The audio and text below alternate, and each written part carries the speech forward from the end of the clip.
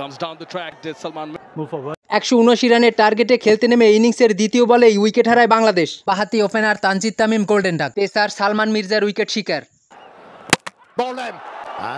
অধিনায়ক লিটন কুমার দাসেরও দ্রুত বিদায়। লিটন দাস আউট 8 বলে 8 রানে। 10 রানে বাংলাদেশের দ্বিতীয় উইকেটের পতন। দলীয় 22 রানে তৃতীয় উইকেট হারায় বাংলাদেশ। মেহেদী হাসান মিরাজ আউট 8 বলে 10 রানে। ফাহিম আশরাফের দ্বিতীয় উইকেট শিকার।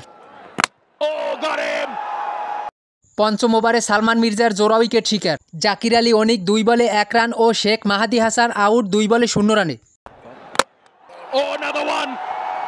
বাংলা অশের লজ্জার হার এড়াতে আজ বেপরোয়া পাকিস্তান। পাওয়ার প্লে 6 ওভারে বাংলাদেশের সংগ্রহ 5 উইকেটে 29 রান।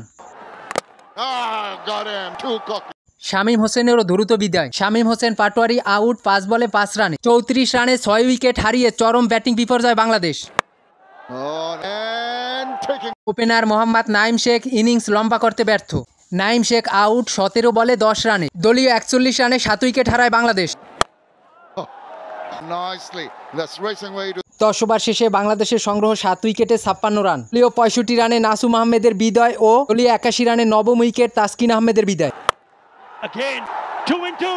সাইফুদ্দিন ও শরীফুলের 16 ওভারে ব্যাটিং তাণ্ডব। ওই ওভারে 3টি ওভার বাউন্ডারি সহ নেয় 21 রান। 15.5 ওভারে বাংলাদেশ স্কোরবোর্ডে 3 উইকেটে 17 রান। 16.4 ওভারে বাংলাদেশ অল আউট 104 রানে। এতে পাকিস্তানের 74 রানে জয়। বাংলা ওয়াশ থেকে রক্ষা পেল পাকিস্তান। 3 ম্যাচ টি-20 সিরিজে 2-1 সিরিজ জিতল বাংলাদেশ। মোহাম্মদ সাইফুদ্দিন অপরাজিত 34 বলে 35 রান করেন। ম্যান অব দ্য সিরিজ নির্বাচিত হন জাকির আলী অনিক। এর আগে বাংলাদেশ টস জিতে ব্যাটিংয়ে আমন্ত্রণ জানায় পাকিস্তানকে।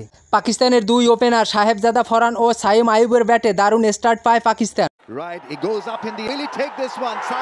পাকিস্তানের 82 রানের ওপেনিং জুটি ভাঙেন নাসুম আহমেদ। ছোট ছোট পার্টনারশিপের উপর ভর করে 7 উইকেটে পাকিস্তান নির্ধারিত 20 ওভারে 178 রান করেন। সাহেবজাদা ফরহান 41 বলে 63 রান ও হাসান নওয়াজ 17 বলে 33 রান করে। তাসকিন আহমেদ 4 ওভারে 38 রান দিয়ে নেন 3 উইকেট।